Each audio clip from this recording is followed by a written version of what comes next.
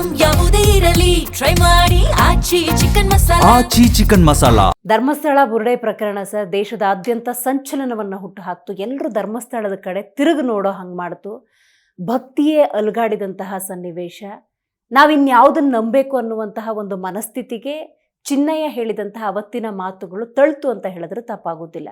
ಇವತ್ತು ಅದೇ ಚಿನ್ನಯ್ಯ, ನಾನೊಬ್ಬ ದಲಿತ, ನಾನು ಈ ಷಡ್ಯಂತ್ರದಲ್ಲಿ ಸಿಲುಕೊಂಡಿದ್ದೀನಿ, ನನ್ನನ್ನು ಬಳಕೆ ಮಾಡ್ಕೊಂಡಿದ್ದಾರೆ, ನಾನು ದಲಿತ, ಜೈಲಿಗೆ ಹೋಗಿದ್ದೀನಿ, ಆದರೆ ಈ ಷಡ್ಯಂತ್ರ ಮಾಡಿದವರೆಲ್ಲ ಹೊರಗಿದ್ದಾರೆ ಅನ್ನುವಂತಹ ರಿಟ್ ಅರ್ಜಿಯನ್ನು ಸಲ್ಲಿಸ್ತಾನೆ ಅನ್ನೋದಾದರೆ ಅವತ್ತು ಹೇಳಿದ್ದನ್ನು ನಂಬೇಕಾ, ಇವತ್ತು ಹೇಳೋದನ್ನು ನಂಬೇಕಾ? ಈಗ ಇದು ಬುರುಡೆ ಪ್ರಕರಣ ಅಲ್ಲ, ಇದು ಕೊಲೆ, ಅತ್ಯಾಚಾರ, ಸುಮಾರು ಕೊಲೆ. 16, 15, 17 ವಯಸ್ಸು ಹುಡುಗಿರನ್ನ ಅತ್ಯಾಚಾರ ಮಾಡಿ, ಹಿಂಸಾಚಾರ ಮಾಡಿ ಕೊಲೆ ಮಾಡಿರುವ ಪ್ರಕರಣ. ಇದು ಬುರುಡೆ ಅಲ್ಲ. ಈಗ ಒಬ್ಬ ವ್ಯಕ್ತಿ ಕೋರ್ಟ್ ಮೆಟ್ಲತ್ತಿ ಕೋರ್ಟ್ ಬಾಕ್ಸಲ್ಲಿ ನಿಂತ್ಕೊಂಡು ನಮ್ಮೂರಲ್ಲಿ ಸೂರ್ಯ ಬೆಳಗ್ಗೆ ಆದರೆ ಪಶ್ಚಿಮ ದಿಕ್ಕಿನಲ್ಲಿ ಉದಯ ಆಗುತ್ತೆ ಅಂದರೆ ಒಪ್ಪಕ್ಕಾಗತ್ತ?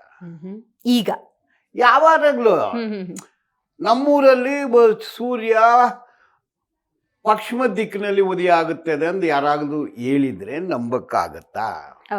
ಅದು ಸುಳ್ಳು ಹೇಳ್ತಾನೆ ಅಂದು. ಇವನ ಕತೆ ಹಂಗೆ ಇದೆ. ಇವನು ಈಗ ಅಡ್ರೆಸ್ ರಿಟ್ ಅರ್ಜಿ ಎಂದು ತಾವು ಹೇಳಿದ್ರಿ. ಹೌದು, ರಿಟ್ ಅರ್ಜಿಯಲ್ಲಿ ಅವನ ಅಡ್ರೆಸ್ ಏನು ಕೊಟ್ಟಿದ್ದಾನೆ ಅಂದರೆ ಆತ್ರಿಯಾ ಲಾಡ್ಜ್ ಅನ್ನೋದು ಅಡ್ರೆಸ್ ಕೊಟ್ಟಿದ್ದಾನೆ. ಗೂಗಲ್ ಮಾಡಿ ನೋಡಿ, ಅದು ಒಂದು ಬಡ್ಜೆಟ್ ಫ್ರೆಂಡ್ಲಿ ಪೋಸ್ಟ್ ಲಾಡ್ಜ್. ಒಂದು ದಿವಸಕ್ಕೆ 1000 ರೂಪಾಯಿಂದ 2000 ರೂಪಾಯಿ ಬಾಡಿಗೆ ಇರೋ ಒಂದು ಲಾಡ್ಜ್, AC ಇದೆ.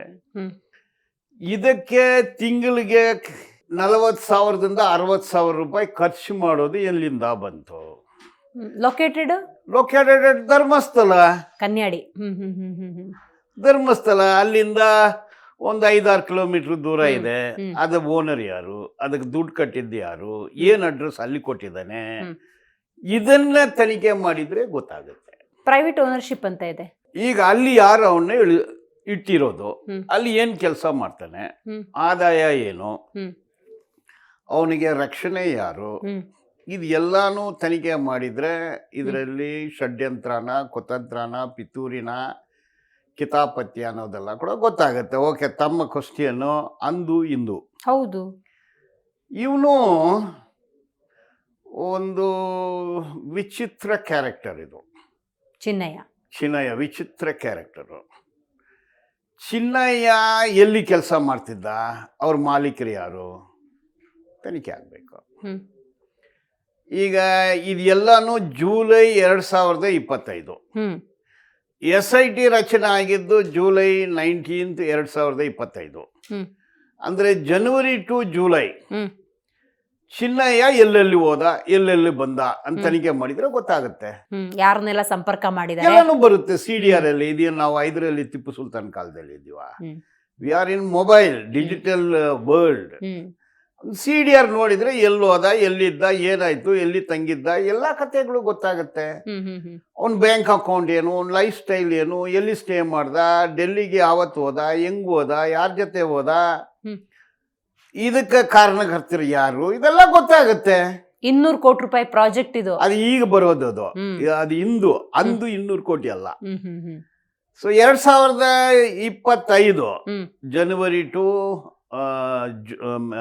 ಜುಲೈ 2024 ಪೂರ್ತಿ ವರ್ಷ ಎಲ್ಲಿದ, ಎಲ್ಲಿ ಕೆಲಸ ಮಾಡ್ತೀವಿ? ಒಬ್ಬ ಮನುಷ್ಯ ಕೆಲಸ ಮಾಡಬೇಕು, ಸಂಸಾರ ಇದೆ, ಹೆಂಡತಿ ಇದ್ದಾರೆ, ಮಕ್ಕಳಿದ್ದಾರೆ, ಎಲ್ಲಿದ್ದ, ಯಾರನ್ನ ಭೇಟಿಯಾದ, ಯಾವಾಗ ಬೆಂಗಳೂರಿಗೆ ಬಂದ, ಯಾವಾಗ ಧರ್ಮಸ್ಥಳಕ್ಕೆ ಬಂದ, ಅವನ್ನ ಯಾರನ್ನ ಕಾಂಟ್ಯಾಕ್ಟ್ ಮಾಡಿದ್ನ, ಬೇರೆಯವರು ಅವನ್ನ ಕಾಂಟ್ಯಾಕ್ಟ್ ಮಾಡಿದ್ರ, ಇವನು ಧರ್ಮಸ್ಥಳದಲ್ಲಿ ಕೆಲಸ ಬಿಟ್ಟು ಎಲ್ಲೋ ಸತ್ಯಮಂಗಲದಲ್ಲಿ, ಕೊಯಂಬತ್ತೂರು ಕಡೆ ಎಲ್ಲೋ ಇದ್ದ ಕೆಲಸ ಮಾಡ್ಕೊಂಡು ಇವನು ಯಾರು ಸಂಪರ್ಕ ಮಾಡಿದ್ದು?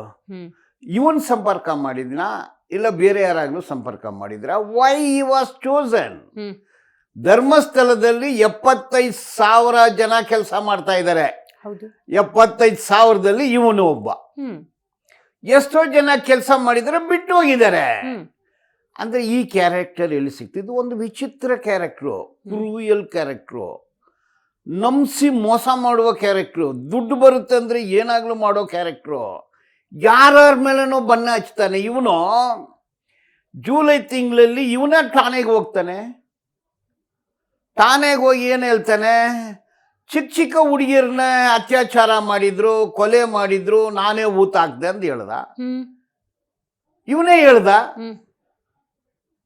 ಇವನನ್ನ ನ್ಯಾಯಾಧೀಶರ ಹತ್ರ ಕರೆದುಕೊಂಡು ಹೋಗ್ತಾರೆ. ಕನ್ಫೆಷನಲ್ ಸ್ಟೇಟ್ಮೆಂಟ್ ಕೊಡ್ತಾನೆ. ಕೊಲೆ ಆಯ್ತು, ಅತ್ಯಾಚಾರ ಆಯ್ತು, ಹಿಂಸಾಚಾರ ಆಯ್ತು.